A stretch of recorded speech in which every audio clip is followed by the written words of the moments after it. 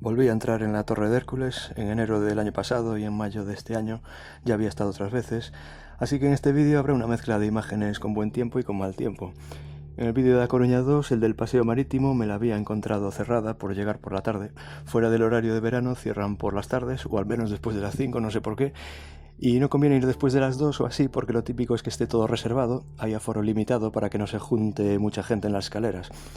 Pues de esta torre de unos 55 metros suele decirse que es el faro más antiguo del mundo en funcionamiento, el único faro de origen romano que sigue funcionando. En Vigo no tenemos nada como esto. Bueno, tenemos el Faro de Vigo, pero es un periódico.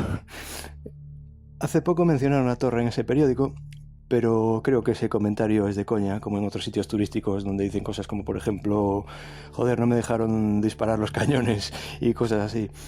Como veremos con más detalle, en la reforma de finales del siglo XVIII, reforma neoclásica, recubrieron de piedra lo que quedaba en pie de la estructura de época romana, lo que llaman el núcleo central, para protegerlo de la erosión por lluvia y de paso para darle un mejor aspecto a la torre. Se cree que fue construida en la segunda mitad del siglo I o a comienzos del segundo. Algunos de los datos de este vídeo los saqué de Wikipedia. También leí estos dos libros de la Biblioteca de Vigo. Sin duda me gustó más este, de María Dolores Barral. Están también en otras bibliotecas de Galicia. Y datos también del centro de interpretación antes de la rampa, que es también taquilla, que por cierto la entrada es gratis los lunes, pero hay que pedir entrada igual. Recomiendo ver este centro mejor después de visitar la torre, porque en el monumento debéis entrar cuando os digan ellos, algunos minutos después de comprar la entrada. En la Edad Media, en el siglo VI o el VII, el faro ya no tenía luz, era solo una atalaya para el control de la costa, y desde el siglo X o el XI funcionaba como fortaleza o como puesto de vigilancia, al menos hasta el siglo XVI, pero sin apenas mantenimiento. Bueno, venga, subamos ya de una vez. Esto lo grabé andando, aunque parezca que voy en bici.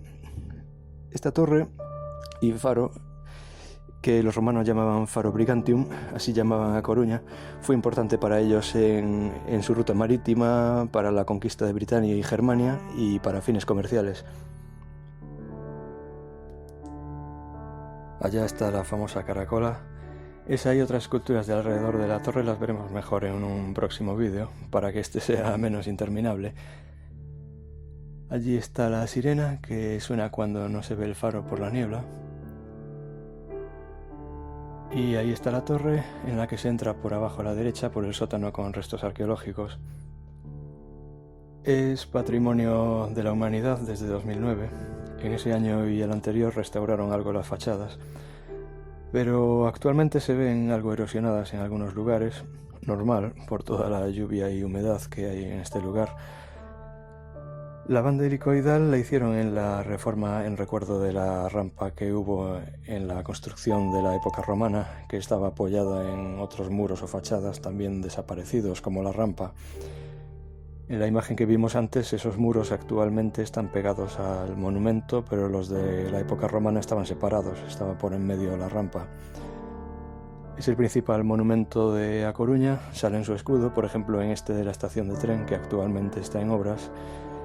La calavera de Gerión, derrotado por Hércules según la leyenda. Como está en el escudo, hay calaveras por toda la ciudad. En las aceras, en el espigón entre la playa de Orzán y la de Riazor, en el famoso obelisco, o aquí. No sé por qué dicen que volvió Gerión. En Vigo, en cambio, me parece que no hay muchas calaveras. Hace poco vi esta, la de los viejos postes de la luz, pero en las afueras de la ciudad. Pues quien venga a Coruña debe venir a ver la torre, que si no sería como ir a Pisa y no ver la famosa torre inclinada. Estas puertas metálicas del artista Leiro, decoradas con escenas sobre la torre, están en la que fue la entrada principal durante siglos. A veces está abierta, algunas de ellas, pero justo después está otra de cristal que siempre la veo cerrada. Como dije, se entra por el sótano. Encima de esas puertas colocaron unas placas con textos en la reforma de finales del siglo XVIII sobre esa reforma.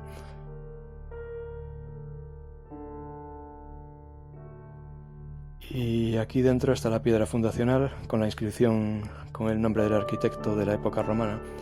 Lo construyeron los restauradores, los hermanos Giannini, en el siglo XIX, a comienzos, para proteger la piedra fundacional. Ahí la tenéis. Esto está siempre cerrado, pero se ve bien a través del cristal. ¿Y qué pone ahí? Pues consagrado a Marte Augusto, Caio Sebio Lupo, arquitecto aeminiense, es decir, de Coimbra. Sí, era lusitano, era portugués, como yo. Bueno, yo soy de Vigo de toda la vida, así que aquí en Coruña soy portugués. Esperemos que no fuera un tramposo portugués quien esculpió esto. Lo digo porque, por lo que leí, en el Imperio Romano los arquitectos rara vez o nunca firmaban sus obras. Y esto es ex voto, es decir, ofrenda por un favor o en cumplimiento de una promesa.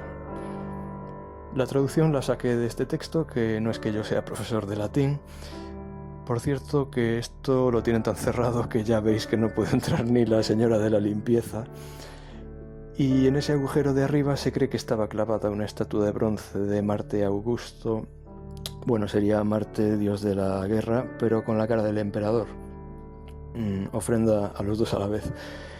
Y algún autor dice que también de este lado estaría seguramente la primitiva entrada monumental a la torre. Aquí abajo están ahora los cuartos de baño.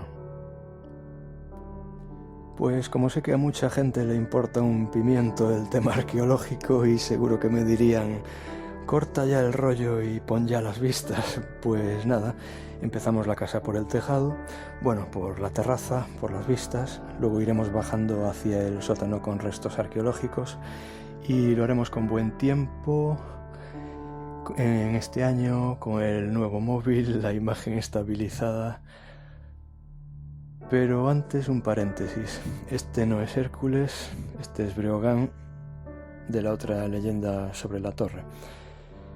Dejo aquí atado a mi caballo junto a la puerta, ya estamos en la sala circular, subamos por esta escalera de caracol a la terraza, ya estamos arriba.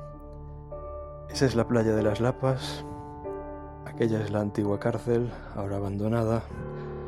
La ciudad deportiva La Torre, allí está otra vez la Caracola en Punta Herminia, a la izquierda, y creo que por allá arriba explotó y se hundió el petrolero Urquiola en 1976. Por allá más arriba se entra a la ría de Ferrol. Ahí abajo están la Sirena y el radiofaro, la Rosa de los Vientos. Y creo que por ahí encalló el petrolero Marejeo en 1992. Allí arriba está el Monte San Pedro y su batería militar que vimos en el vídeo A Coruña 2. Lo de ahí abajo es el Aquarium Finisterrae o Casa de los Peces, de la que habrá vídeo en este canal, espero. Y eso supongo que es del pararrayos. Cayeron varios rayos en la torre, uno de ellos dañó uno de los faroles en 1769. Y por esa otra escalera de caracol se sube a la linterna del faro, cerrada a los visitantes, por seguridad. Creo que la linterna no se puede ver desde aquí, solo se puede ver la barandilla. Ahí es donde estamos. Esta foto es de un local próximo. Esta otra imagen es del centro de interpretación. Ampliamos, vemos que la linterna fue añadida a comienzos del siglo XIX. Esto es un plano inglés del Museo Arqueológico de A Coruña. Ampliamos arriba a la derecha, vemos cómo era esta parte de la torre a finales del siglo XVIII y a comienzos del XIX. También tenemos ahí la planta de la torre en época romana, de los muros exteriores que dije, las antiguas fachadas. Pueden verse algunos de los cimientos en el sótano con restos arqueológicos. Estas dos imágenes son de ese sótano. Pues sí, la torre original era bastante más ancha, como vemos en la portada de este libro que leí de una biblioteca de A Coruña, igual que este otro del académico coruñés José Cornide, que es de 1792, de cuando hicieron la Gran Reforma.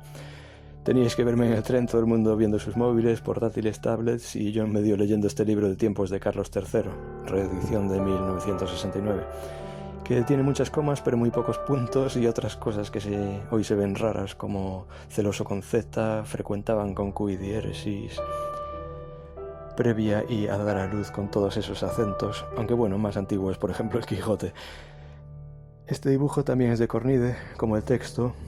Si borramos los muros exteriores y las rampas, queda así, solo las cámaras con bóvedas. Yo me preguntaba, ¿a qué me recuerdan? Pues a los postes de la luz.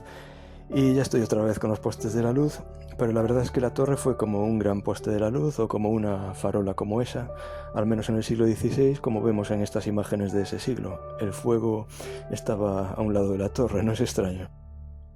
También están ahí la cabeza y la corona del rey gigante Gerión debajo de la torre. Esta es la representación más antigua del escudo de A Coruña. También ahí, en este escudo. Parece que es en este siglo XVI cuando empiezan a llamarla Torre de Hércules. En el centro de interpretación, que es de 2011, tienen estas maquetas de la torre antes y ahora. Donde había esa cúpula en la primitiva torre, hay ahora algo más aparatoso, de unos 19 metros. También está esta recreación de los alrededores de la torre en época romana, creada por Enrique Cabarcos, como las imágenes siguientes que veremos ahora.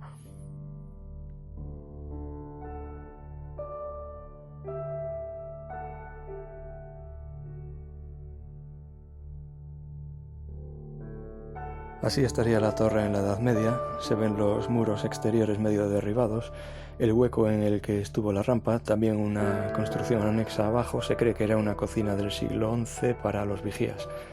Había dejado de ser el Farum Brigantium, ahora era el Castillo Viejo y se fue convirtiendo en una especie de cantera entre los siglos XIII y XVI para construir el puerto o el Castillo de San Antón o viviendas o todo junto, según los diferentes autores que escribieron sobre el tema. Ahí tenemos algo parecido en las puertas metálicas que vimos antes, pero con las ventanas más grandes. Vemos cómo se lleva piedras un paisano. En el siglo XVI prohibieron llevarse más piedras. Pues aparte de estas imágenes puedo añadir algunas de otros autores, pero que hoy se cree que estaban equivocados. Me refiero por ejemplo a esta de Hatter, con rampa pero sin muro exterior. Sería una putada cada vez que lloviera, lo que en A Coruña es más que habitual. Esta otra de la izquierda, que parece la Torre de Babel, quizás sea el motivo por el que en al menos 3 vídeos de YouTube dicen que la torre primitiva era circular, cilíndrica. No sé de dónde sacan eso, porque en los restos arqueológicos del sótano no hay nada que indique que tuvieran planta circular. Tampoco hay restos anteriores a los romanos, ni fenicios, ni nada. Y José Cornide en su libro pone así de grandes las ventanas de los muros exteriores, de las fachadas derribadas. Yo me preguntaba por qué tan grandes, creo que ya sé por qué. Si realmente subían animales por las rampas, dejarían en el suelo unos regalazos. ¿Qué más les valía tener eso bien ventilado a los pobres soldados? Pero hoy en día se descarta lo de los carros de bueyes con leña. Se cree que si hacían fuego sería con aceite, y las ventanas no se sabe cómo eran. Por cierto que Cornide dibujó así la estatua de Marte Augusto en la de la piedra fundacional. En este otro dibujo suyo ya habían robado la estatua, como toda la piedra de las rampas y los muros exteriores. Vemos que la estructura central no estaba tan agrietada como en este otro del mismo autor de 1788. Estaría así por el tremendo terremoto de Lisboa en ese siglo, que afectó a media España. Barral en su libro dice que puede que quitasen la rampa por si la torre caía en manos del enemigo, para que no les sirviese de atalaya para hacer de mirones de la ciudad. Además, A Coruña ya estaba fortificada, ya no hacía falta un castillo viejo. Otra teoría que vi en algún sitio es que pudieron ser los irmandiños en el siglo XV, que parece que se cargaron unos 140 castillos en Galicia. Ya les vale. Y aún así perdieron y les obligaron a reconstruir algunos. Al quitar la rampa, la torre quedaba capada, ya solo se podía usar la planta baja. Este es un dibujo de 1634 de Pedro Teixeira. Arriba está el castillo de San Antón, habrá vídeo sobre el lugar, espero. Por cierto, que menuda playa, donde ahora es todo puerto y edificios. Parece la de Carnota o la de Corrubedo, las playas más largas de Galicia. Esto ya lo vimos en la panorámica, esto otro no, es parte del paseo escultórico que veremos en un próximo vídeo. Intentaré que no sea aburrido, en el que saldrá entre otros esa Rosa de los Vientos. Más a la derecha está otra vez la Sirena, que es de 1973, y el radiofaro, que es de 1977. Grabé la Sirena en funcionamiento hace bastantes años, en este vídeo que ya estaba en mi canal, y en el que aparecen esas antenas que ya no están.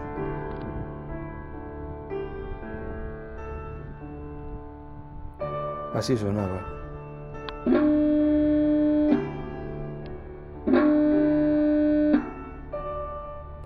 Quizá cuente en otro vídeo lo que me pasó allí el año pasado en la Caracola, ya veremos.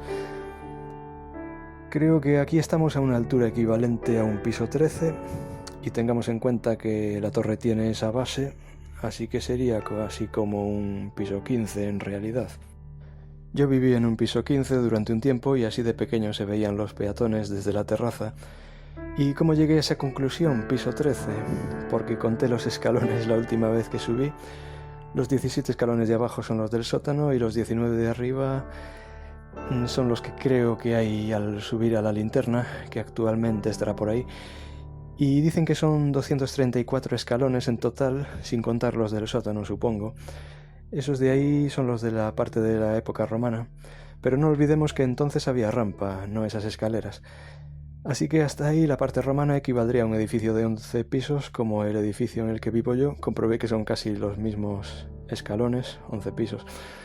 No es sorprendente que construyeran hace casi 2000 años un edificio de esa altura y que aguantase en pie 1700 años sin restauraciones. Pues hasta ahí la terraza, como unos 13 pisos, como dije, y hasta ahí la linterna, 14. Por cierto que hoy en día en muchos rascacielos no existe el número 13, como vi por ejemplo hace poco en el ascensor del edificio España, desde la Plaza España de Madrid. Espero publicar el vídeo algún día de azoteas de Madrid. En la imagen de antes del centro de interpretación vemos a la izquierda que la altura de la torre romana que se conserva es de 37 metros. Ahí arriba del todo vemos la linterna del faro y al lado las escaleras de caracol. Ambos son del siglo XIX, de comienzos. Aún no aparecen en estos dibujos de José Cornide, de pocos años antes. La linterna tuvo varias reformas en los siglos XIX y XX, no tuvo luz eléctrica hasta 1927. Fijémonos en esto de aquí, en esto, ahí lo tenemos. Así es por dentro, mirando hacia arriba y mirando hacia abajo. Vamos a bajar ya a la sala circular o rotonda o sala Giannini. Como dije, todo esto fue añadido en el siglo XVIII, aunque no el suelo. La escalera de caracol por la que subimos a la terraza. El suelo es el original, el romano, en el que encenderían el fuego. Mira qué rara la forma de algunos bloques, era para dar estabilidad al edificio, que no se fuera agrietando desde arriba, sobre todo durante los terremotos. Quedaban las piedras bien agarradas unas a otras, aunque no sé por qué son así solo algunas. Aquí parece que hay en el suelo una cruz, no sé de qué siglo. Hay quienes dicen que pudo ser como un tablero de juego de época romana para entretenimiento de los soldados. Las pequeñas piedras negras indican intervención de los restauradores. Algo hicieron aquí, quizá las cambiaron. Ahí lo vemos indicado, pavimento romano. Antes de construirse esta sala Giannini había esta otra. Fijémonos en la pequeña torre con aún más pequeño farol a la derecha. Aparece también este otro dibujo de Cornide, ampliando arriba a la izquierda. Como dije, en 1769 un rayo dañó el farol que quedaba. Estos faroles funcionaban con aceite. Aparecen también en la fuente de Neptuno de la calle San Andrés de A Coruña, fuente creada poco antes de la restauración de la torre. Los pequeños faroles eran del siglo XVII. Y creo que apenas se ve, pero en una de esas piedras hay una inscripción con el nombre del restaurador. o restauradores. La restauración la comenzó Eustaquio Giannini, ingeniero militar de Badajoz, pero la terminó su hermano José, también ingeniero militar, porque a Eustaquio le encargaron más obras, viendo que era una máquina restaurando. Y vamos a seguir bajando. Dejamos atrás, bueno, arriba, la sala circular. Pero como no he sido capaz de resumir más el vídeo, voy a dejar para una segunda parte las cámaras del núcleo central de la construcción de época romana, a las que añadieron en el siglo XVIII las escaleras por las que ahora bajamos. Veremos también las ventanas, que fueron puertas, porque estaban junto a la rampa, y veremos también el sótano con los restos arqueológicos. Hasta el próximo vídeo, la segunda parte.